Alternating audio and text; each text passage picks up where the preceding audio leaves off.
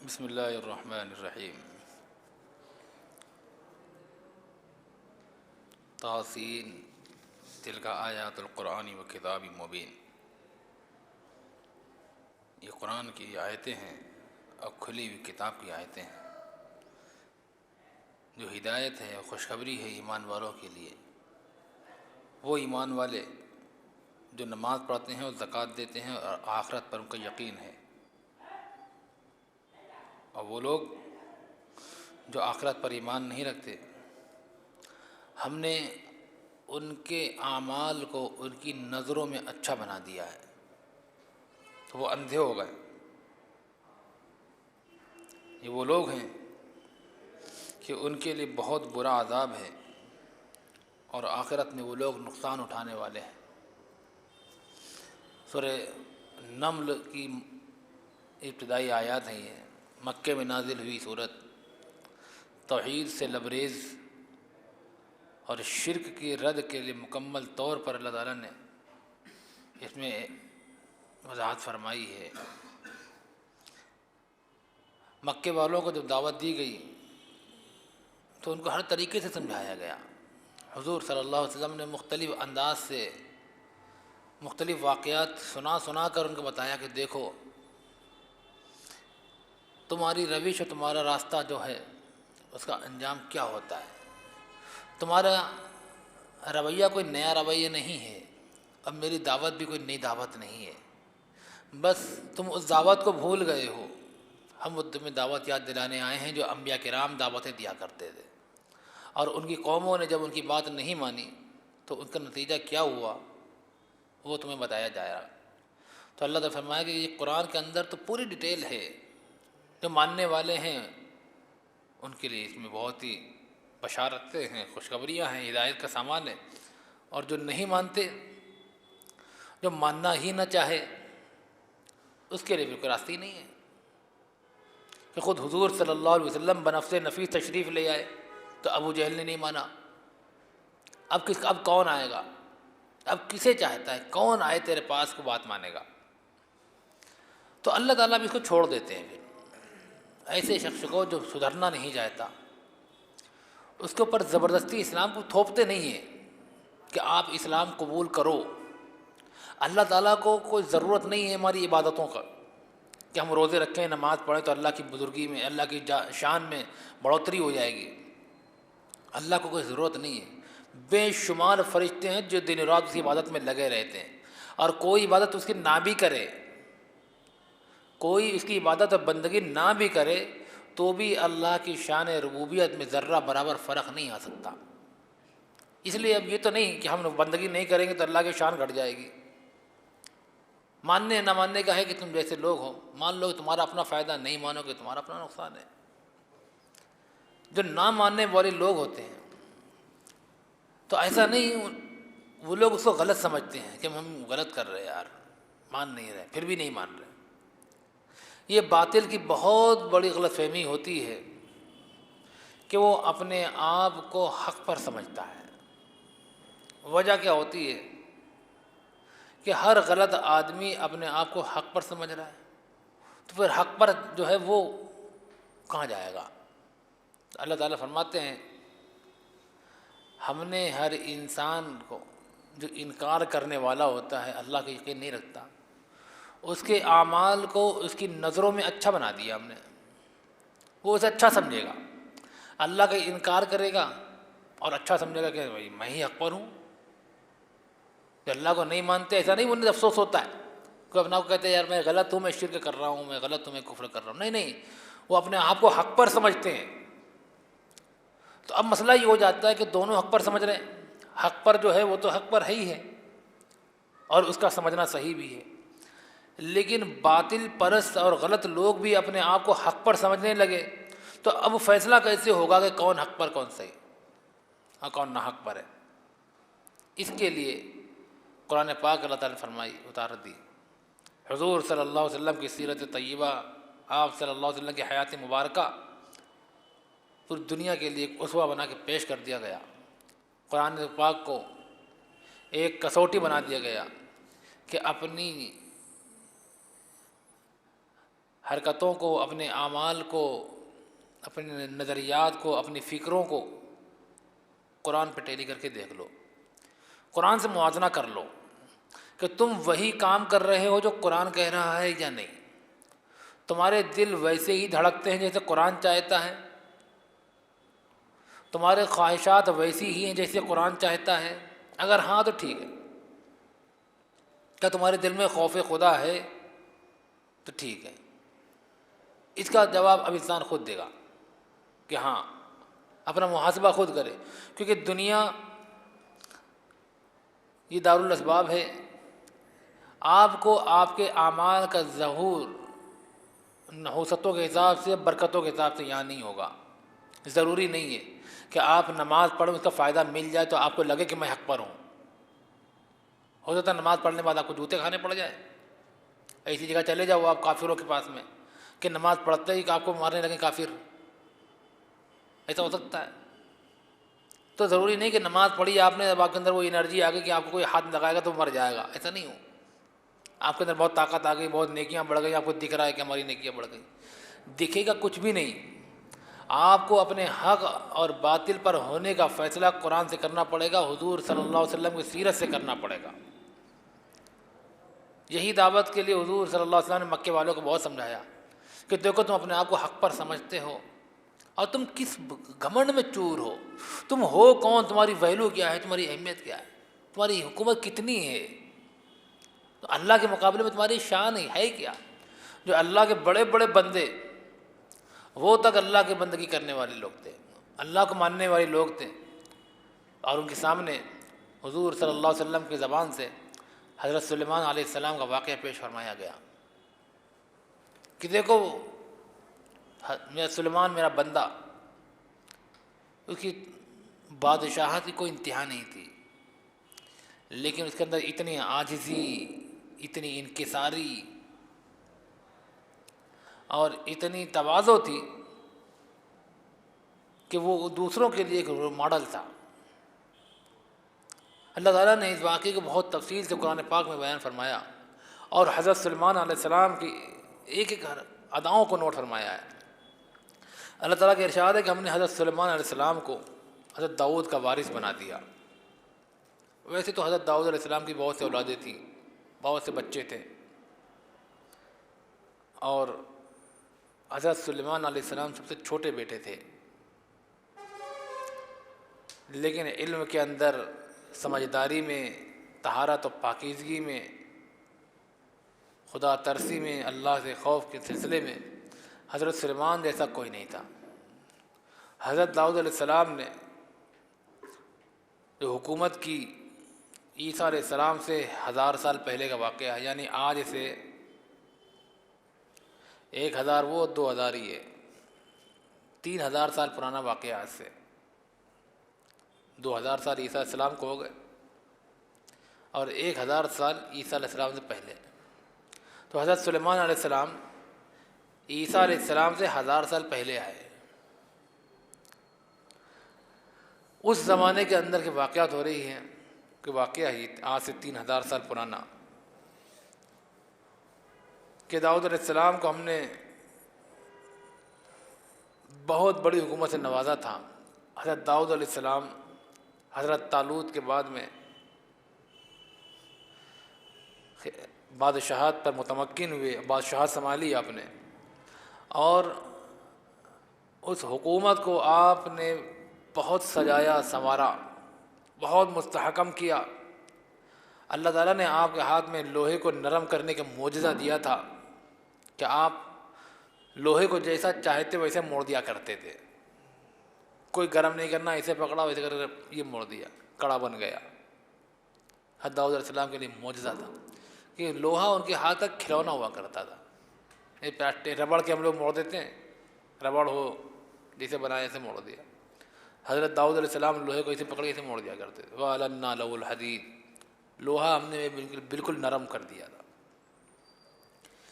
اس کو حضرت داؤد علیہ السلام نے اس معجزے کو اپنے امت کے فائدے کے لیے لگایا، اپنی قوم کے فائدے کے لیے لگایا، اور پوری حکومت میں آپ نے جگہ جگہ پر فیکٹریاں قائم کر دیں.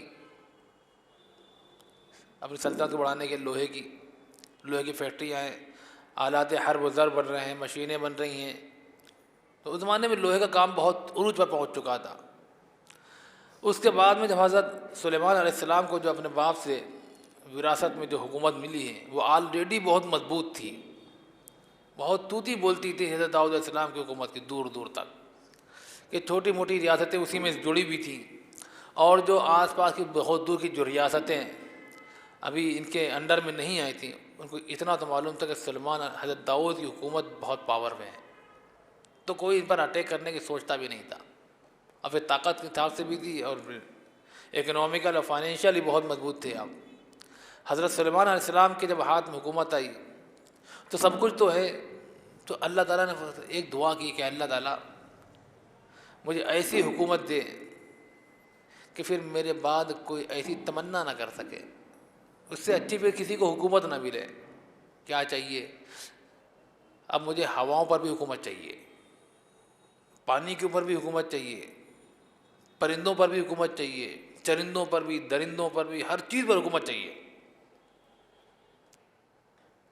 زمین پر تو حکومت ہی ہے، ہر چیز پر مجھے حکومت چاہیے. حضرت سلیمان علیہ السلام کو اللہ تعالیٰ نے حکومت دے دی. ٹھیک ہے، اب حضرت داؤد علیہ السلام نے حکومت پانے کے بعد اقتدار جب ہاتھ میں آ جاتا ہے تو پھر دو طرح کے رویے آتے ہیں سامنے. ایک تو وہ کم ظرف لوگ ہوتے ہیں جو چند سانسوں میں پھول جاتے ہیں. کسی شاعر نے کہا ہے کہ کتنے کم ظرف یہ غبارے جو چند سانسوں میں پھول جاتے ہیں. کمینے جب عروج پاتے ہیں اپنی ترقی بھول جاتے ہیں، اپنی اوقات بھول جاتے ہیں. تو جو کمینے صفت لوگ ہوتے ہیں جب ان کے ہاتھ میں پاور اور اختیار آتا ہے تو وہ پاگل ہاتھی بن جاتے ہیں، انہیں پھر کوئی دکھائی نہیں دیتا. ظلم و ستم کے پہاڑ توڑ دیتے ہیں لوگوں اوپر، جس کا دیکھا اس پر ظلم، جسے ستایا، جہاں دیکھا کمزور ہے دبا لیا، جہاں دیکھا برابر کا ہے دب گئے. یہ ظالموں کی مسئلہ ہوتا ہے کہ جتنا پاور ان کے ہاتھ میں آئے گا وہ اتنا ہی ظلم کرتے چلے جائیں گے. تو مکے والوں بتائیں کہ تم کس گمان میں ہو، تم کہاں ہو، کیا ہے تمہارے ہاتھ میں، کتنی پاور ہے. یہاں سلیمان علیہ السلام کو دیکھو، سب کچھ حکومت دے دی گئی، لیکن کیا کہہ رہے؟ ان ھذا لہو الفضل المبین. اے لوگو، مجھے اللہ تعالیٰ نے ہر چیز کا علم دیا ہے اور مجھے ہر چیز سے نوازا ہے، اور یہ اللہ کا کھلا ہوا فضل ہے. یہ نہیں یہ میرے باپ کی کمائی ہے، میرے باپ داؤد نہیں بو کر گئے ہیں، ہماری پشتینی آبائی میری حکومت ہے، یہ اسے کوئی ہلا نہیں سکتا، یہ میرے باپ نے طاقت سے قائم کی، میری اپنی ثواب دید، میری اپنی پالیسیاں ہیں کہ آج حکومت میں اتنی طاقت پہنچ چکی ہے. اپنے اوپر نہیں، میں نے کچھ بھی نہیں کیا، میری کہاں اہمیت. یہ تو اللہ کا فضل ہے، اللہ کا احسان ہے. تو یہ ایک عاجزی انکساری حضرت سلیمان علیہ السلام کے اندر جو تھی کہ اتنا سب کچھ ہونے کے باوجود بھی وہ اللہ کی طرف لو لگائے ہوئے تھے. اور تم ذرا سے مکے کے خالی ارد گرد گھوم رہے ہو، خانہ کعبہ کے متولی کیا بنا دے گے تو آگ موت رہے، فلانے کی قبضہ دکھا رہے ہو، فلانے دادا گیری دکھا رہے ہو، ذرا سے کونے کے مالک ہو تم. حضرت سلیمان علیہ السلام کے کسی ایک نوکر کے برابر بھی تمہاری حکومت نہیں ہے، اور تم اتنے آگ موت رہے ہو کہ اللہ کی بغاوت کر رہے ہو، اللہ کے آگے سر جھکانے تیار نہیں ہو رہے. یہاں سلیمان کا حال یہ تھا. اور حضرت سلیمان علیہ السلام کے لیے جناتوں کے، انسانوں کے، پرندوں کے پورے لشکر ان کے جمع کر دیے گئے کہ جسے چاہو آپ غلامی کرواؤ. ایک بار حضرت سلیمان علیہ السلام راؤنڈ پہ نکلے، اپنی فوج کو لے کر راؤنڈ پہ نکلے تو ایک وادی سے گزر ہوا. وادی پہاڑوں کے بیچ کا جو راستہ ہوتا ہے اسے وادی بولتے ہیں. اس وادی میں یہ سیریا کے پاس کا علاقہ ہے، چیونٹیاں وہاں ہوتی ہیں، بہت چیونٹیاں ہوتی ہیں. وہ چیونٹیوں والی وادی ہی کہلاتی ہے، اس کا نام ہی چیونٹیوں کی وادی ہے. حضرت سلیمان علیہ السلام جب وہاں سے گزرنے لگے تو ایک چیونٹی نے دیکھ لیا فوج آ رہی، تو چلانے لگے، اے چیٹیوں چلو اپنے گھروں کے اندر، اپنے اپنے بلوں میں گھس جاؤ، ایسا نہ ہو حضرت سلیمان علیہ السلام کا لشکر تمہیں رونے دے اور انہیں معلوم بھی نہ پڑ پائے بیچاروں کو۔ اب کسے معلوم کہ ہمارے پورے گھوڑے جا رہے ہیں، ٹاپ جا رہے ہیں، پورے بڑے بڑے بڑے جانور جا رہے ہیں، اب ایک آدھ اگر چیٹی مر گئی تو کسے معلوم پڑے گا کتنی مری؟ کوئی چیخ سنائی تو دے نہیں رہی۔ تو حضرت سلیمان علیہ السلام کا جو معجزہ تھا، اس معجزے کے طور پر اللہ تعالیٰ نے حضرت سلیمان کو آواز سنوائی، یعنی ان کے اندر بھی قوت گویائی تو ہوتی ہے، جانوروں کے اندر بھی بولنے کی طاقت تو ہوتی ہے۔ یہ بات الگ ہے کہ ہماری کانوں کی فریکوینسی بہت کم ہے کہ ہم ان کی آوازوں کو سن نہیں سکتے کہ کیا بول رہے ہیں، اور ایسا بھی نہیں کہ یہ جانور بے حس ہوتے ہوں، انہیں کوئی احساس نہ ہوتا ہو۔ اس چیوٹی کے ذریعے سے معلوم پڑا کہ جانوروں کے اندر اجتماعیت بھی ہے اور ان کے اندر اچھے برے کے سمجھنے کی صلاحیت بھی ہوتی ہے، اور نتائج نکالنے کی صلاحیت ہوتی ہے کہ کیا ہوگا، کہ اگر یہاں سے گھوڑے نکل گئے، حضرت سلیمان کا لشکر نکلے گا تو ہمارا کیا ہوگا۔ بے وقوف نہیں تھے، چیٹی بے وقوف نہیں ہے، اسے تو معلوم تھا کہ کیا ہوگا، یعنی چیٹی بھی سمجھدار جانور ہے، یہ نہیں کہ بس لیا پیسے پسند دیا ختم، ایک ذمہ دار جانور ہے، بہت ہی حساس جانور ہے، کیڑا ہی ہے۔ تو اس چیٹی کے بارے میں بتایا، یہ معمولی سی چیٹی کی آواز بھی سننے میں طاقت دے دی تھی سلیمان علیہ السلام کو ہم نے، اور سلیمان علیہ السلام نے اس چیٹی کی پکار کو سن لیا تھا۔ اب وہ اتنی تیز پکار رہی تھی کہ دور دور کی جو چیٹیاں تھیں سب نے سن لیا۔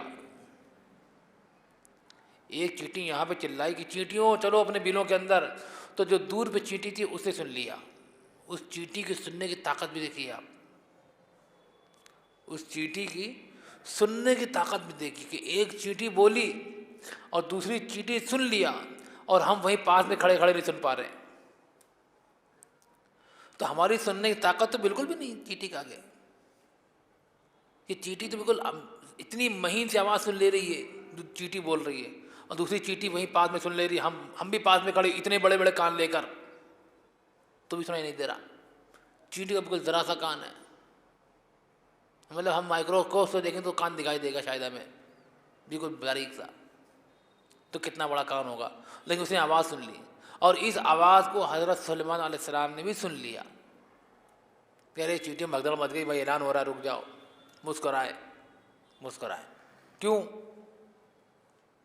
کہ اللہ کا فضل ہے، دیکھو اللہ تعالیٰ کا کتنا بڑا کرم ہے، پورا انہوں نے اپنی حکومت، ان کی رعایا ہے، وہ ان کی رعیت میں تھی، تو انہیں اللہ کا شکر ہی ہوا کہ اللہ تو نے میری رعیت کو ہمارے ذریعے سے نقصان پہنچنے سے بچا لیا، اس پر شکر ادا کیا۔ یہ نہیں دیکھا ہماری اتنی طاقت ہے، دیکھا ہم چیٹیوں تک آواز سن سکتے ہیں۔ آج کل جانوروں کو سکھایا بھی جاتا ہے، کتے پالے جاتے ہیں، ان سے بہت سے کام لیے جاتے ہیں، ان کی کچھ چیزیں ہمیں معلوم ہو گئی کہ سونگتا ہے تو کھوجی کتے ان کی ٹریننگ ہوتی ہے، باقاعدہ پالے جاتے ہیں، تربیت کی جاتی ہے، کیونکہ ان کے اندر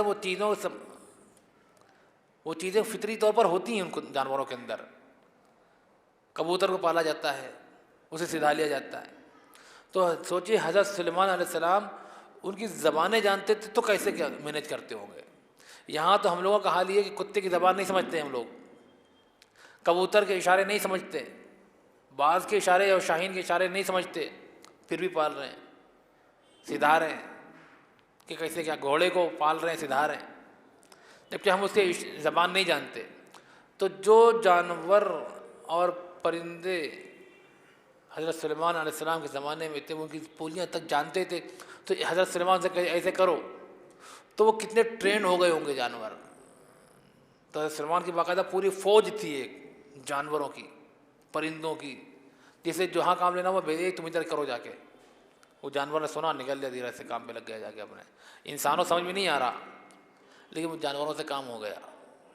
انسان کو سمجھ، اس میں انسان نہیں بتا سکتا کہ کیا بات ہو رہی ہے سلیمان علیہ السلام کی، کیونکہ اب حضرت سلیمان جب چینٹی کی زبان میں بولیں گے تو اسی انداز میں بولیں گے، حکم دیں گے۔ گھوڑے سے بات کریں گے تو اسی کے انداز میں بات کریں گے گھوڑا سمجھ سکے بات، اور گھوڑا بھی حضرت سلیمان کو سمجھا سکے۔ تو یہ اس طرح سے ایک نعمت تھی، حضرت سلیمان علیہ السلام نے اس کے چینٹی کی بات سنی تو مسکرانے لگے اور خوشی سے مسکرائے اور کہا کہ اے میرے پروردگار، تیرا شکر ہے، تیرا شکر ہے کہ تو نے مجھے اس نعمت سے نوازا، اور اپنی نعمتیں جو تو نے مجھے پر کی ہیں اور میرے والدین پر جو نعمتیں کی ہیں اس پر تیرا شکر ہے، اور اس پر بھی شکر ہے کہ تو نے مجھے ایسے عمل کرنے کی توفیق دی جس سے تو خوش ہوتا ہے۔ اے میرے پروردگار، مجھے توفیق دے کہ میں تیرا شکر کر سکوں اس نعمتوں پر جو تو نے مجھ پر اور میرے والدین پر کی ہیں، اور ان نعمتوں پر بھی تیرا شکر کر سکوں، اور اس ایسے اعمال کرنے کی توفیق دے جو تجھے خوش کر دے۔ یہ جلیل القدر پیغمبر حضرت سلیمان علیہ السلام کی دعا، اللہ سے دعا کر رہے ہیں کہ اللہ تو نے مجھے جو نعمتوں سے نوازا ہے تو مجھے شکر گزاری کی توفیق عطا فرما۔ یہ شکر گزاری بہت بڑی نعمت ہے، جس کو مل گئی اس کی نیا پار ہو جاتی ہے، ورنہ آدمی کی نیا ڈوب ہی جاتی ہے۔ ناشکری انسان کو تباہی اور بربادی کی طرف لے جاتی ہے۔ اللہ کو ناپسند ہے کہ کوئی بندہ اسے میں جس چیز سے نوازوں اور وہ ناشکری کر بیٹھے۔ وَأَمَّا بِنِعْمَةِ رَبِّكَ فَحَدِّثْ، اللہ تعالیٰ کا ارشاد ہے کہ ہم تجھے جو نعمتیں دیتے ہیں اس نعمتوں کو بیان کرتے رہا کرو، شکر کرتے رہا کرو کہ اللہ کہ اسی حدیث میں آتا ہے کہ جب کسی مجبور کو دیکھو، مجبور پریشان حال کو دیکھو تو دل میں ایک دعا ہوتی ہے پڑھنے کی، دعا پڑھا کرو، الحمدللہ الذی عافانی مما ابتلاک بہ، کہ اللہ تیرا شکر ہے کہ جس پریشانی مصیبت سے تو نے سامنے والے کو مبتلا کر رکھا ہے مجھے اس پریشانی بچا لیا، اس پر بھی شکر ادا کرو، مذاق مت اڑاؤ اس کا۔ دیکھا پھنس گئے، پھنس گئے۔ اللہ تعالیٰ کی بات بڑی سخت ناپسند ہے، بڑی ناسخت کہ آدمی ناشکری کر رہا ہے اور سامنے والا کے مذاق اڑا رہا ہے۔ ایسا نہ ہو، اللہ تعالیٰ اس کو تو نکال لے اور تمہیں پھنسا دے۔ اس کو دیکھ کر، مجبور کو دیکھ کر اللہ کا شکر بھی ادا کریں کہ اللہ، اور اس کے لیے دعا بھی کریں کہ اللہ اسے اس مجبوری سے نکالے، اور اس پروردگار کا کرم ہے، شکر ہے کہ اس نے مجھے ایسی مجبوری سے بچا لیا۔ اب روڈ پر نکل جاؤ، بہت سے بھکاری ملیں گے، ہاتھ ٹوٹے، ہاتھ لہیں نہیں ان کے، معذور ہیں، کوئی اندھے ہیں، کوئی کانے ہیں، کوئی بہرے ہیں، کوئی کسی کو سنائی کم دیتا ہے، کوئی بول نہیں پاتا ہے، کوئی سونگ نہیں پاتا ہے، کوئی چل نہیں پاتا ہے، کوئی پکڑ نہیں پاتا ہے۔ ان کو دیکھو تو اللہ کا شکر زبان سے نکلنا چاہیے کہ الحمدللہ، الحمدللہ الذی عافانی مما ابتلاک بہ، کہ اللہ کا شکر ہے کہ اس نے مجھے ان پریشانیوں مصیبتوں سے بچا لیا جس پریشانی مصیبت میں سامنے والے کو مبتلا کر دیا ہے۔ تو یہ شکرانے کی نعمت اللہ کو بڑی پسند ہے، میرا بندہ میرا شکر کر رہا ہے۔ تو یہاں پر حضرت سلیمان علیہ السلام نے یہی کہا کہ مجھے توفیق دے کہ میں تیرا شکر کر سکوں، کہ اس نعمت پر کہ میں پرندوں کی زبانیں بھی جانتا ہوں، چیٹوں کی بولی بھی جانتا ہوں، ہر چیز کی زبان سمجھتا ہوں میں، تو نے مجھے ہر چیز سے نواز رکھا ہے، تو مجھے شکر گزار بندہ بنانا، نا شکرہ مت بنانا، میرے اندر غرور، گھمنڈ اور تکبر نہ آ جائے کہ ہے کوئی میرے مقابلے میں آج جو مجھ سے ٹکر لے سکے، مجھ سے بہتر کوئی مینجمنٹ کرنے والا ہے، مجھ سے بہترین کوئی نظام چلانے والا ہے۔ یہ بڑے بول انسان کو تباہی کی طرف لے جاتے ہیں۔ تو مجھے ایسے عمل کرنے کی توفیق عطا فرما جو تجھے خوش کر دے، یعنی اللہ کی ناراضگی کی حرکت سامنے، کیسا نہ ہو میرا رب مجھ سے کسی معاملے میں ناراض ہو جائے، کسی ناراض نہ ہو جائے۔ وَأَدْخِلْنَا بِرَحْمَتِكَ فِي عِبَادِكَ الصَّالِحِينَ، اور نیک بندوں کے ساتھ تو اپنی رحمت نے مجھے ڈھانپ لے، ورنہ ظاہر نبی ہیں، ان پر تو مسلسل رحمتیں برس رہی ہیں، صالحین ان کے ساتھ شمار ہونے میں اپنا فخر محسوس کریں گے، لیکن یہاں پر عاجزی اور انکساری کا یہ عالم ہے کہ حضرت سلیمان خود دعا کر رہے ہیں کہ اے اللہ میرے اندر غرور گھمنڈ نہ پیدا ہو۔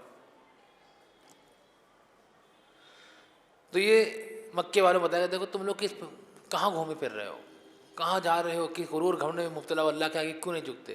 پھر ایک واقعہ اور بتایا گیا ہدہد کا، بہت مشہور واقعہ، کہ ایک دن حضرت سلیمان علیہ السلام نے دربار لگایا تو رپورٹ مانگی، ہر آدمی رپورٹ پیش کرے، ہر گروپ والا اپنے گروپ سے رپورٹیں پیش کرے. ہدہد نظر نہیں آ رہا. ایک پرندہ ہوتا ہے ہدہد, نیٹ پہ مل جائے گا, آسانی دیکھ لینا آپ. یہ پرندہ یہ بڑا سمجھدار ہوتا ہے, بہت سینسیٹیو ہوتا ہے. حضرت سلیمان علیہ السلام نے اس کو جاسوسی کے لیے بنا رکھا تھا کہ تجھے رپورٹ پیش کرنا پڑے گی, پورے حالات پر نظر رکھے گا, تو آس پاس میں کیا ہو رہا ہے پوری ڈیٹیل مجھے بتائے گا. اب سب رپورٹ پیش کر رہے ہیں, پرندہ نہیں, ہدہد نظر نہیں آ رہا, تو موڈ خراب ہو گیا. حضرت سلیمان علیہ السلام کا غصہ آ گیا, ارے یہ کہاں بھاگ گیا. اسے معلوم ہے کہ دربار کا ٹائم ہو گیا, یہ گستاخ بھاگ کہاں گیا. اسے پرواہ نہیں درباری اصول کی, ابھی تک کہاں ٹہل رہا ہے یہ, آنے تو اسے, آج اسے جان سے مار دیں گے. اسی یا تو بہت سخت سزا دیں گے, اور زیادہ غصہ آئے تو گردنی کاٹ دیں گے, ہٹا پھر ختم, محتاج نہیں اس کے. ہاں کوئی عذر لے کر آئے بات الگ ہے, کوئی ایسی عذر ہو جو قابل قبول ہو تو سوچیں گے. اب وہ پورے دربار میں پرندوں میں ہاکار مچ رہی ہے, یار آج تو حدود صاحب گئے, ہاں تو حدود صاحب گئے.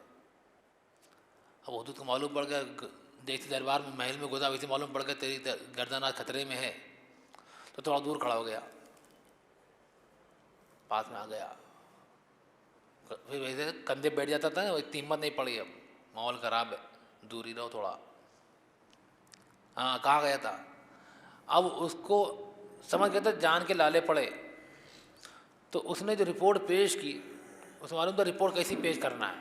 اتنا سمجھدار جانور کہ رپورٹ ایسی پیش کرو کہ حضرت سلیمان خوش ہو جائیں اور حقیقت سامنے آ جائے اور ہماری جان بھی بچ جائے.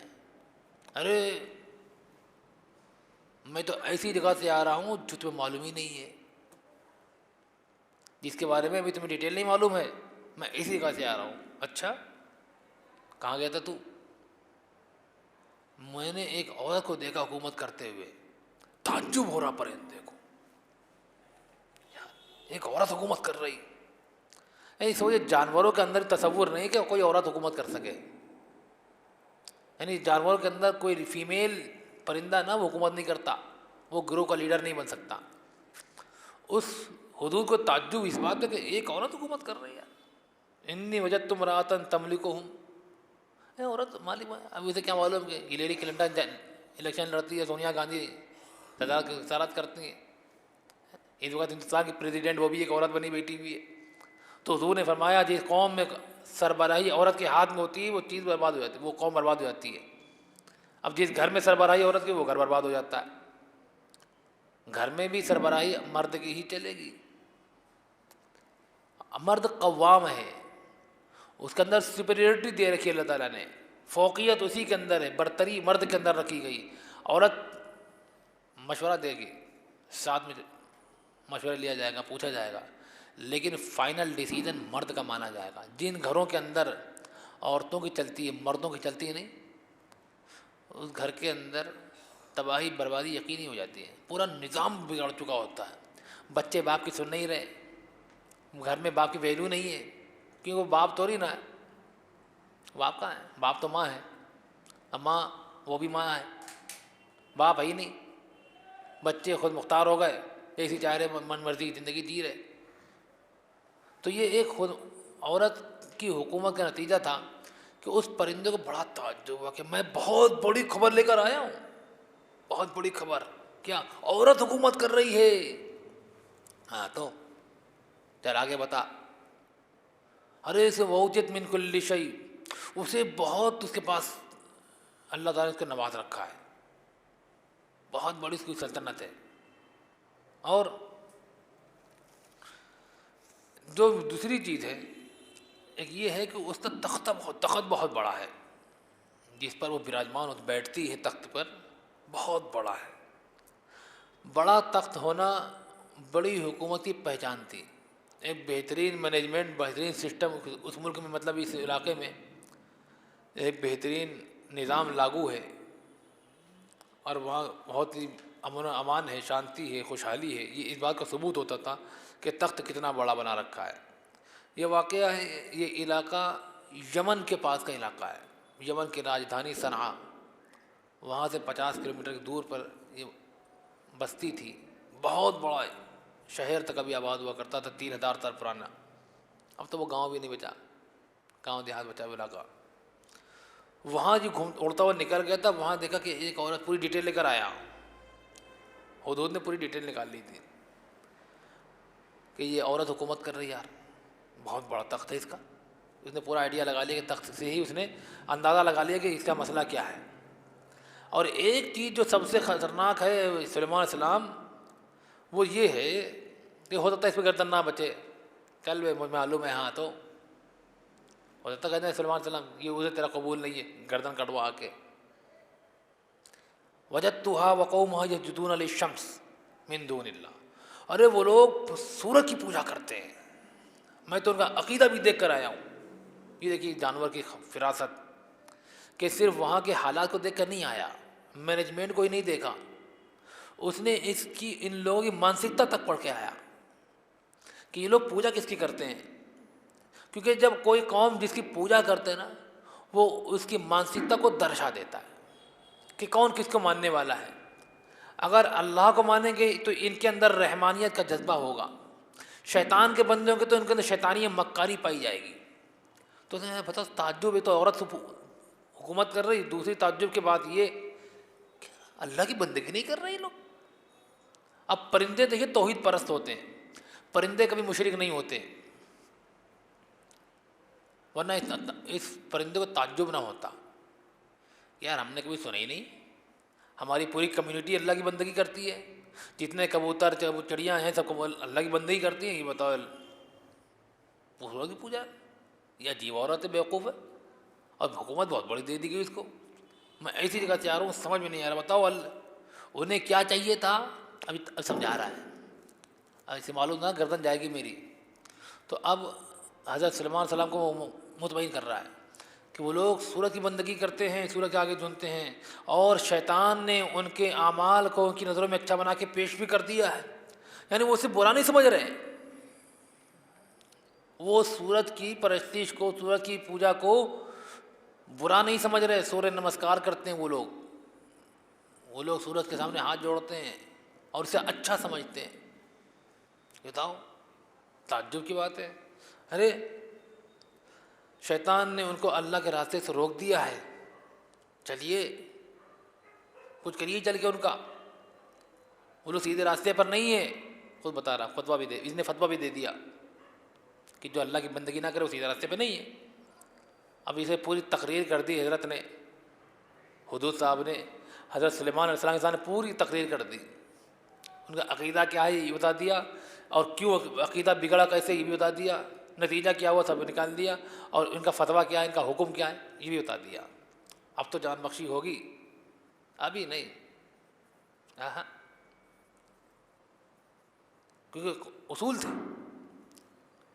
حضرت سلیمان نے کہا تھا میں تیری گردن کاٹوں گا، پھر یہ سخت سزا دوں گا، کوئی عذر شرعی پیش کر، تو اسے پورا زور لگا دیا، اس جانور نے اپنی جان بچانے کے پورا زور لگا دیا کہ کسی طرح سے ہم حضرت سلیمان کی، اسے معلوم تھا حضرت سلیمان علیہ السلام کی حس کیا، مجبوری کیا ہوتی ہے، کہ ایک نبی کی سب سے بڑی خواہش کیا ہوتی ہے کہ لوگ توحید پرست ہو جائیں، انہیں سب سے زیادہ چڑ ہوتی ہے شرک سے نبیوں کو، تو اس نے ہدہد نے شرک دکھایا کہ ان کا غصہ جو ہے ہماری طرف سے ہٹ کے ادھر چلا جائے، کسی طرح سے میں بچ جاؤں، اس نے پورا زور لگا دیا حضرت صلی اللہ علیہ وسلم کا دماغ ڈائیورٹ کرنے کے لیے کہ کسی طرح سے ان کا دماغ ہماری طرف سے ہٹ جائے، ہماری گردن بچ جائے، ملک سبا پھنسے جا کے، وہ مرے جا کے۔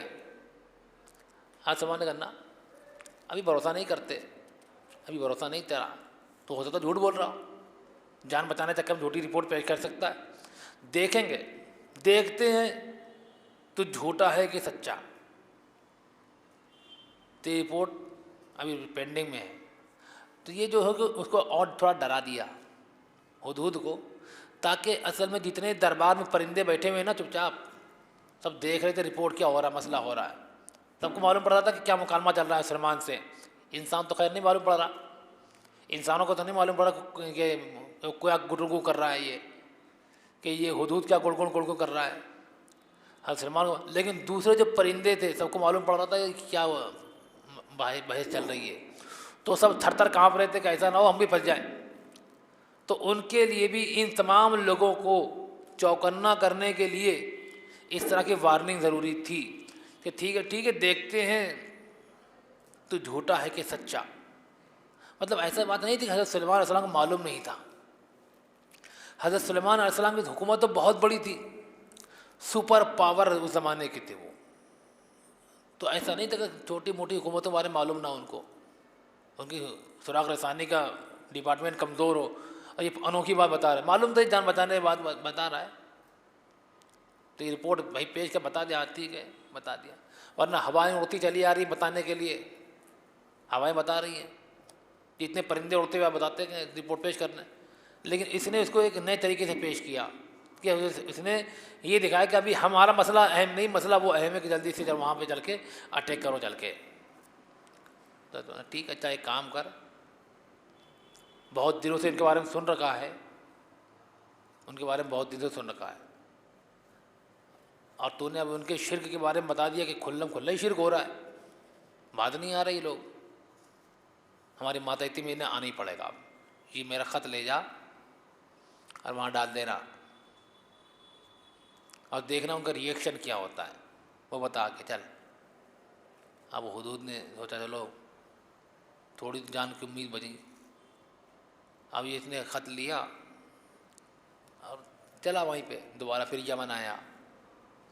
اب یمن آنے کے بعد میں مفسرین نے فرمایا کہ یا تو اس نے تخت کے اوپر سونے کے جو بیڈ روم تھا سونے کا اس کے، وہاں جا کے اس نے تخت پہ ڈال دیا، یہ تھا کہ اڑتا وہ پہنچا اور اس نے وہاں پہ خط ڈال دیا۔ تو ملکہ سبا جو تھی، ملکہ تھی، روایتوں میں اس کا نام بلقیس آتا ہے، واللہ عالم بلقیس کہا جاتا ہے اس کو۔ تو وہ اپنے بیڈ روم میں اسے خط ملا، ایک خط آیا، ویسے تعجب تو ہوا اس بات میں کہ یار یہاں تک خط آ گیا، اور پھر حضرت سلمان کا نام بھی اس نے سن رکھا تھا کہ چھوٹی، اب یہ ہے ہم لوگ امریکہ نہیں گئے تو ہزاروں کلو میٹر دور یہاں سے امریکہ ہے، لیکن یہ تو معلوم ہے وہاں کے امریکہ کے بارے میں معلوم ہے، وہاں کس کی حکومت ہے، کیسی حکومت ہے، کیا پاور ہے، سب ڈیٹیل معلوم ہے۔ اسی طرح سے وہ جو حکومت ملکہ تھی سبا کی، اس کو سلمان کے بارے میں معلوم تو تھا۔ اب حضرت سلمان کا جب خط اس کے بیڈ روم تک پہنچ گیا، تھوڑی سڑپڑا کے پریشان ہو گئی، یار اب تو وہ یہاں تک آ گئے، اب کیا کرے؟ تو وہ خط لے کر پہنچی درباریوں پاس کہ دیکھو میرے پاس ایک خط آیا ہے، اور میرے بیڈ روم تک پہنچ سکتا ہے وہ خط، تمام سیکیورٹی ہونے کے باوجود سب کچھ ہے، لیکن میرا خط پہنچ گیا، کیا کروں؟ دیکھو یہ سلمان علیہ السلام کی طرف سے ہے، وہ کہہ رہے ہیں کہ اللہ کے نام سے شروع، مسلمان ہو کر چپ چاپ ہماری بات مان لو، آ کے مسلمان ہو جاؤ اور ہماری ماتحتی قبول کر لو، آ کے اتنی بات کافی ہے، سمجھ گئے؟ جو کچھ کہنا تھا سب کچھ کہہ دیا حضرت سلیمان علیہ السلام نے اتنی سی بات میں، کہ شرافت سے بات مان لو، مسلمان ہو جاؤ، ہماری ماتحتی قبول کر لو، اب اس کا کوئی بات نہیں ہوگی، نہیں مانو گی تو یہ کریں گے، وہ تو سب آٹومیٹک سمجھ لو، آپ بلا وجہ کی بات نہیں کرنی ہے، اتنا ہمارے پاس وقت نہیں ہے، تمہارے پاس اتنا وقت نہیں ہوگا کہ ہم تمہیں سمجھائیں، ڈیٹیل اشارہ کر دیا کہاں سمجھ لو۔ اتنی وارننگ اس کو جب ملی ہے تو گھبراہٹ تو پیدا ہو گئی اس کے اندر کہ سپر پاور کی طرف سے خط آ گیا، ہمارے بیڈ روم تک پہنچ کے گھبراہٹ پیدا ہو گئی اس کے اندر، فوراً دربار لگایا، منتریوں کو بلایا، بتایا کہ ایسا مسئلہ ہے، بتاؤ میں کیا کروں؟ اچھا منتریوں کے اندر ایک عادت ہوتی ہے ہاں حضوری والی، ارے صاحب آپ تو حکم دیجیے، جان دے دیں گے، یہ کر دیں گے، ہم اینٹ سینٹ بجا دیں گے، ان کے سامنے والے کو برباد کر دیں گے، یہ کر دیں گے، وہ کر دیں گے، چپ چاپ بیٹھو، زیادہ اچھلو مت، آپ خالی اشارہ کر دو، ملکہ بولے منتری، ارے آپ تو جانتے ہیں کہ ہم پیچھے نہیں ہٹیں گے، بس فنظری ماذا تؤمرون، تو دیکھ تو خالی بس حکومت ہے، خالی ہم کچھ بھی کر دیں گے، برباد کر دیں گے سامنے حکومت کو، بیٹھو بیٹھو چپ چاپ، پتہ ہے کیا ہوگا؟ اینٹ سے اینٹ بجا دیں گے، اینٹ سے اینٹ بجا دیں گے سلمان، جتنی عزت والے لوگ ہیں سب کو ذلیل کر دیں گے، غلام بنا لیں گے سب کو. ہلکے میں لے رہے ہو سلیمان کو؟ پتہ ہے ہمارے بیٹ تک اگر ان کا پرچہ آ سکتا ہے تو ان کی حکومت کا تمہیں اندازہ نہیں ہے، ان کی سیکورٹی کا تمہیں اندازہ نہیں کہ کتنی زبردست ان کی یہ جاسوسی کا نظام ہے. جس قوم کا جس ملک کے جاسوسی کا نظام بڑا سخت ہوتا ہے وہ طاقتور ہوتا ہے، یہ پہچان ہوتی ہے. جس کا جاسوسی کا نظام مضبوط نہیں ہوتا وہ حکومت اندھی ہوتی ہے، کوئی بھی اسے مار دے گا آ کے. تو اس نے اس بات سے آنکھ لیا کہ سلمان کا جو ہماری بیٹ تک خط آ گیا تو معمولی چیز تو نہیں سلیمان، ہم ان کو ہلکے میں نہیں لیں. اور انہوں نے جس انداز میں جو بات کی ہے کہ اللہ کا نام کے ساتھ شروعات کری ہے، غرور گھمنڈ نہیں کہ ہاں یہ سلمان کی طرف سے ہے جو اللہ کا بندہ ہے، یہ نہیں میں سلمان فرمان عالی شان بادشاہ سلامت. مغلوں کے درمیان دیکھیے بیوقوفانہ جملے کے ساتھ استعمال ہوئے. یہ وہ القاب خالی سمجھو جو اللہ کے ساتھ ہی زیبا دیتے ہیں، جو القاب صرف اللہ کو زیبا دیتے تھے ان مغلوں نے اپنے لیے وہ القاب تک لگا لیے.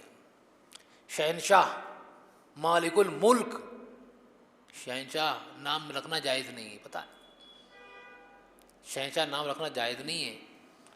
شہنشاہ کے مطلب ہوتے ہیں مالک الملک، اور یہ اللہ ہی کی ذات ہے کہ ہم لوگ تو اسے غلام ہیں شہنشاہ کے. ہمارا شہنشاہ تو اللہ ہے، تو لوگ ہمارے شہنشاہی میں شہنشاہ نام رکھ لیتے ہیں کہ ہم شہنشاہ ہند، سلطان ہند، یہ سب اللہ کے القاب تھے. اللہ ہی کو ایسی کبریائی اور برتری زیب دیتی ہے. تو یہ غرور اور متکبرانہ القاب تھے کہ اللہ نے ان کو ذلیل رسوا کر دیا کہ آج مغلوں کا نام ایک گالی بن چکا ہے، ایک عیب بن چکا ہے کہ اگر کوئی مغلوں کا نام لیتا ہے لوگ ہنستے ہیں. مغل خاندان سے ہو کیا کر رہے ہو؟ برتن دھو رہے ہو. دلی میں مل جاتے اس طرح کے لوگ کہ مغل خاندان سے برتن مانج رہے صاحب. اس ذلت اور رسوائی کیوں ملی؟ کہ تم نے اکڑ غرور تمہارے دماغ میں گھس چکا تھا. آپ ذل الہی تھے، آپ سلطان ہند شہنشاہ عالم تھے آپ. تو یہ غرور تکبر اللہ کو پسند نہیں ہے، عاجزی اختیار کرو. اور سلیمان نے کہا انہ من سلیمان، کہ یہ سلیمان کی طرف سے ہے جو اللہ بسم اللہ الرحمن الرحیم، اور اللہ کے نام سے شروع کرتا ہوں. سلطان کے نام سے، سلیمان کے نام سے شروع نہیں ہوگا مسئلہ اللہ کے نام سے شروع ہوگا. اور وہ یہ کہ دیکھو میری ماتحتی قبول کر لو اور مسلمان بن جاؤ، اللہ کے ایک حکم کے تابع ہو جاؤ. تو سمجھ گئی تھی کہ بردادہ بڑے بول نہیں بولے اس نے بھی کہ دیکھو اگر وہ گھس گئے آ کے تو اینٹ سے اینٹ بجا دیں گے ملک ہماری. ہم ان کو ہلکے میں نہ لیں. وہ آدمی خلوص والا ہے، غرور تکبر ہوتا ہے اگر اس کے اندر تم اسے زیر کر سکتے تھے. پھر بھی تمہیں لگتا ہے نا کہ تم اسے ہرا دو گے تو ایک کام کر کے چیک کرتے. ہم سلیمان کو چیک کرتے کہ ان کا مقصد کیا ہے. جنہوں نے جو کہا ہے کہ واتونی مسلمین، اللہ کے بندے بن جاؤ، دیکھیں تو صحیح کتنے پانی میں ہے سلیمان، دیکھیں تو کسی کو ناپنے کے لیے انہوں نے، ملکہ نے تحفے بھیج دیے، ہیرے جواہرات موتی، جاؤ لے جاؤ. اور سلیمان کو پیش کرے، بھجوایا ادھر سے، اپنا سفیر بھیجا اپنا کہ جاؤ سلیمان کے لیے ہماری طرف سے تحفہ ہے. اگر وہ قبول کر لیں، اگر سلیمان نے تحفہ قبول کر لیا سمجھا تو ہم سمجھ لیں گے کہ سلمان کو جیسے چاہیں ویسے مار لیں گے، جیسے چاہیں گے ویسے دبا لیں گے، یعنی لالچی آدمی ہے. ورنہ پھر ہمیں کچھ سوچنا پڑے گا. اب وہ فلما جاء سلیمان قال اتمدوننی بمال، جیسے ہی وہ سفیر آیا مال و دولت لے کر، سمجھ گئے اچھا مال سے خریدو گے مجھے تم؟ تمہارے پاس ہے کتنا؟ اللہ نے مجھے کتنا دے رکھا تمہیں اندازہ بھی ہے؟ اللہ نے جو مجھے دے رکھا ہے وہ اس سے بہت زیادہ ہے، بہت بہتر ہے. جاؤ اپنے ان چیزوں سے تم ہی خوش رہو جا کے، ہمیں کوئی ٹینشن نہیں. اب چلا گیا وہ سفیر، اور جو جیسا سمجھتا تھا ویسے ہی نکل گئی. ملکہ نے جو اندازہ لگایا تھا ویسے ہی نکل گئی کہ یار اب ان سے لڑ نہیں سکتے، اس آدمی کو ہم خرید نہیں سکتے، اس کا ایمان جس کا اتنا مضبوط ہے اس کا ہرانا ناممکن ہے. چپ چاپ چلو، سرنڈر ہو جاؤ، چل کے سرنڈر ہو جاؤ. اب وہ وہاں سے اپنی فوج لو لشکر لے کر نکلی. چلو حضرت سلمان کو معلوم پڑ گیا کہ جو ہے ڈنڈا کام کر گیا. یہیں ڈنڈا پڑا سختی کا اور چلی آ رہی تھی دھیرے سے پوری فوج لے کر چلی آ رہی. حضرت سلمان نے کہا کہ یہ بتاؤ اس کا جو تخت شاہی ہے بہت اسپیشل سمجھتی جی سے وہ یہاں لانا ہے. اس کے سب سے پہلے کون لائے گا؟ دربار میں اعلان لگا دیا کہ یہ بتاؤ اس کی فوج چل رہی ہے اور وہ فوج اور اس کا تخت جو ہے اسے بیڈ روم میں جو رکھا ہوا ہے وہ یہاں چاہیے، مجھے چاہیے. کون لائے گا؟ ایک کھڑا ہو گیا جنات بہت بڑا، قال عفریت من الجن، بہت جنات کھڑا ہے، میں لے کر آتا ہوں. کتنی دیر لگائے گا؟ بس تم اٹھ کے کھڑے ہو گئے تخت موجود ہوگا. بہت دیر ہو جائے گی. سوچے اتنا ٹائم نہیں ہے ہمارے پاس کہ ہم یہ کھڑے ہوں اتنی دیر میں، وہ پورا تخت اب آیا. اتنی دیر لگا دے تو بہت ڈھیلا ہے اور ڈھیلا ہے تو. ایک آدمی کھڑا ہوا، تاریخ میں اس کا نام آصف آتا ہے. اللہ تعالیٰ نے اس کو اس میں اعظم سے نوازا تھا. قال علمها عند ربی قال الذی عنده علم من الکتاب، جس کے پاس اللہ تعالیٰ نے تورات کا علم تھا، تورات کا ماہر تھا، وہ کھڑا ہو گیا. انا آتیک بہ قبل ان یرتد الیک طرفک، میں لا سکتا ہوں. کتنی دیر لگے گی؟ پلک جھپکنے کے برابر. اچھا لا، یہ کیا رکھا؟ یہ رکھا. ہم نے ہاں یار. تو یہ سوچیے اب یہ کتنی اسپیڈ سے کام ہوا ہوگا، جنات سے بھی زیادہ اسپیڈ سے کام ہو گیا. یہ کیا تھا؟ جنات تو کہا تھا ہم تم کھڑے ہو گئے اتنی دیر لگائیں گے ہم، لیکن جو انسان نے جو جس علم کا استعمال کیا اس نے جناتوں کو بھی فیل کر دیا. اسے وہ کہتے ہیں اس میں اعظم. اللہ کے مقدس ناموں کی برکت سے اللہ تعالیٰ نے پھر کام کروایا فرشتوں سے. فرشتوں کی پاور جناتوں سے زیادہ ہو گئی. سمجھ میں آ گیا موٹی موٹی بات کہ جناتوں سے کام وہ تھوڑے کام چور ہیں، ڈھیلے ہیں، کام کریں گے کہ تھوڑا ڈھیلے ڈھیلے کریں گے. اور اللہ جب کام کرتا ہے تو ایسے کرتا ہے. اللہ کی فوج بہت طاقتور ہے. تو ہمارے لیے بہتر ہے باباؤں کے چکر لگانے سے بہتر ہے مسجدوں کے چکر لگانے لگے. بابا پاس جا رہے تمہارا موکل ہے، ہاں میرا مسئلہ کر دو، جناتوں سے یہ کام کروا دو. وہ کور ہے اور ڈھیلے ہیں، وہ بہت دیر میں کام کریں گے. جنات کتنا تم اٹھو گے جب تک کام کریں گے. اللہ کیسے کام کرے گا؟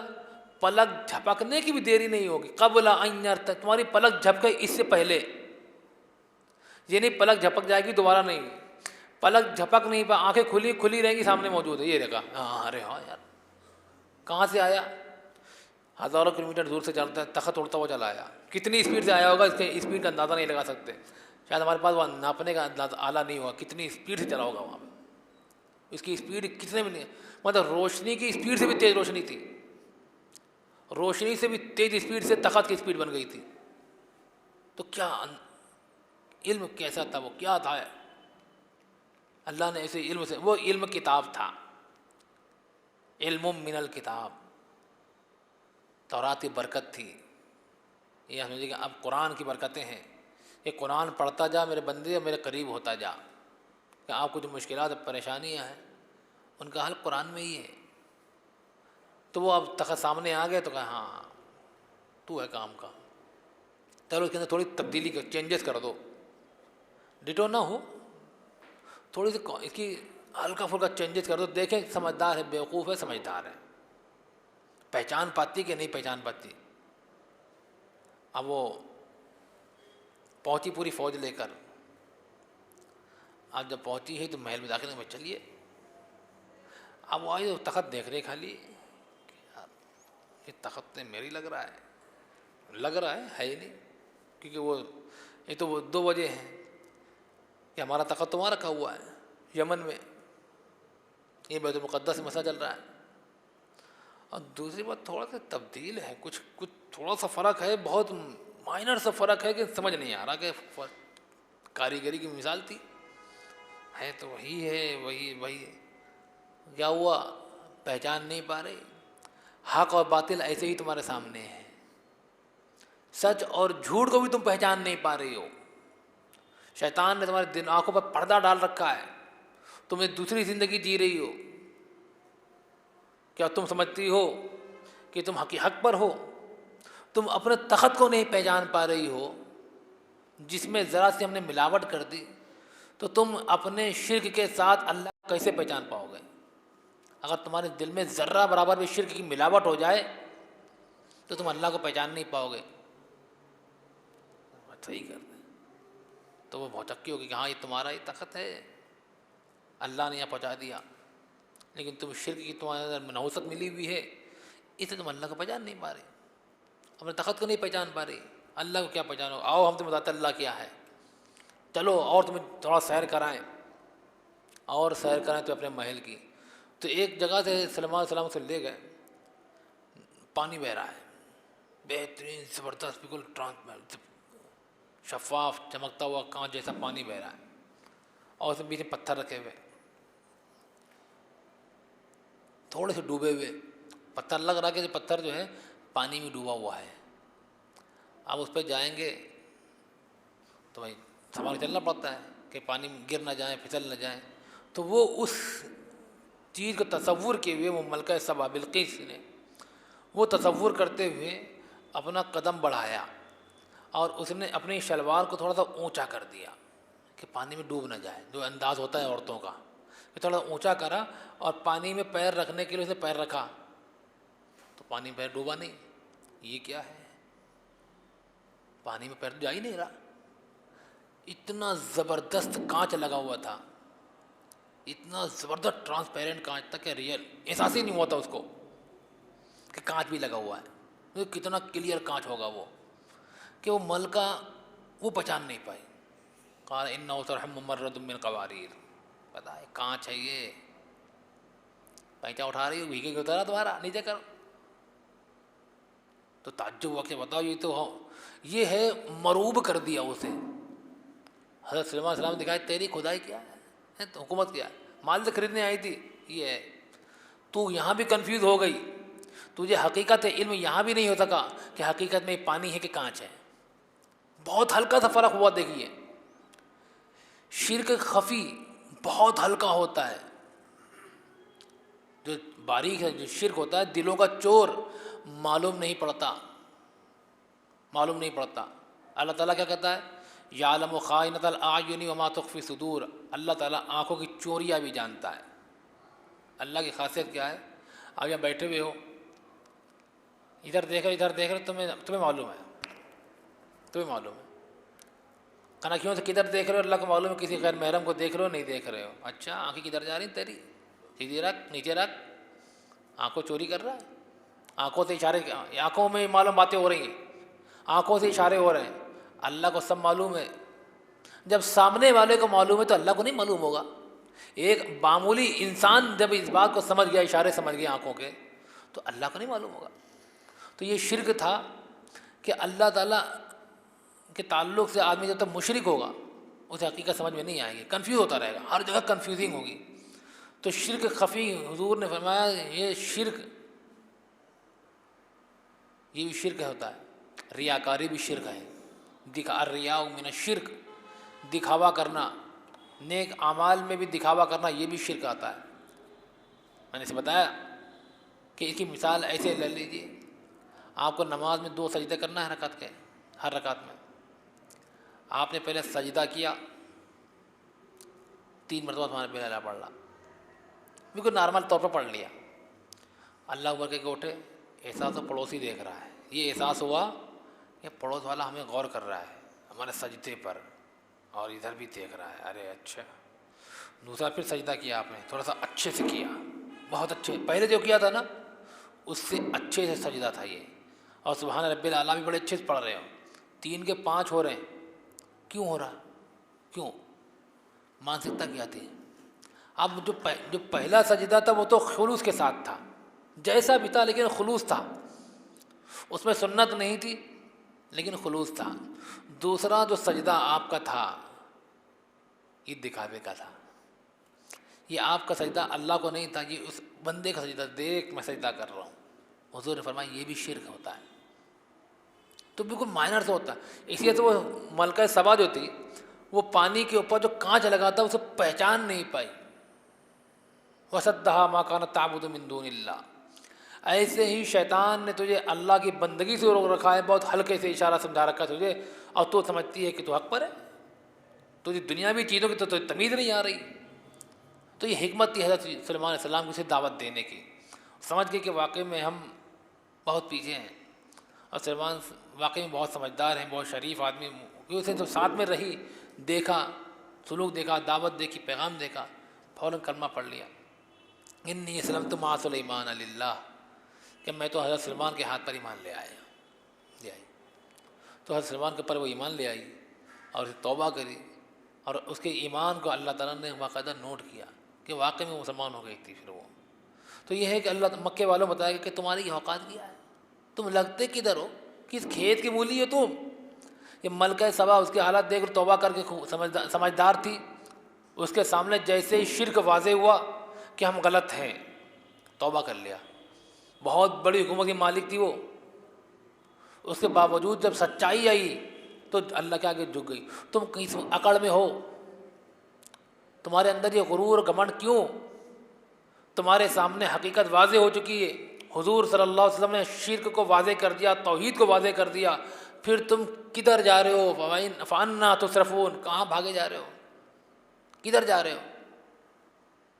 أَيْنَ تَذْهَبُونَ إِنْ هُوَ إِلَّا ذِكْرٌ لِّلَّهِ، کہاں جا رہے ہو؟ اللہ سے بھاگ کے جا رہے ہو؟ کس اکڑ میں؟ ان سے بڑے ہو تم تو خود مانتے ہو نا کہ ملکہ سبا کی حکومت بہت بڑی تھی، حضرت سلیمان کی حکومت کو تم خود مانتے ہو، دیکھو وہ لوگ بھی میرے بندے تھے، وہ لوگ میرے آگے سر جھکاتے تھے، لیکن تمہارے دماغوں کے اندر جو خناس اور شیطان گھسا ہوا ہے، تو اس گردن کو کاٹ ہی دیا جائے گا۔ جو شیطان جس سر کے اندر اکڑ آ جاتی ہے، اللہ کے آگے جھکنے سے جو سر انکار کر دیتا ہے، اللہ اسے زمین میں رگڑ دیتا ہے، ذلیل کرتا ہے، پھر اسے اپنے آگے نہیں، اسے ہر در پہ جھکاتا ہے، ہر در پہ سر جھک رہا ہے اس کا، ہر سر پہ۔ کیوں؟ اکڑ تھی نا، اکڑ ایسے نکالتا ہے، یہاں بھی جھک، یہاں بھی جھک، یہاں بھی جھک، اکڑ میں جھک نہیں رہا کہ اللہ کے آگے نہیں جھکیں گے، اچھا نہیں جھکے گا میرے آگے، جھک، سب کو ہی جھک، وہاں جہاں چمتکار دکھے گا وہاں جھکائیں، جھک، یہاں بہت جھک رہا ہے اور بڑا خوش ہو رہا ہے، بہت خوش ہوتا ہے، ہاں دیکھا میں سب کچھ، بھائی اللہ کو بھی کر لے یار۔ نہیں، اللہ توفیق نہیں دیتا، نہیں ایسی ملاوٹ چاہیے، نہیں ایسا سر چاہیے، نہیں جو ہر در پہ جھکے سر، یہ میرا ایمان نہیں ہے۔ سامان ہر در پہ جھکے سر، یہ میری شان نہیں ہے، سامان تجارت میرا ایمان نہیں ہے۔ اللہ تعالیٰ ہم لوگوں کو توحید خالص پر عمل کرنے کی توفیق عطا فرمائے۔ وما علینا الا البلاغ المبین۔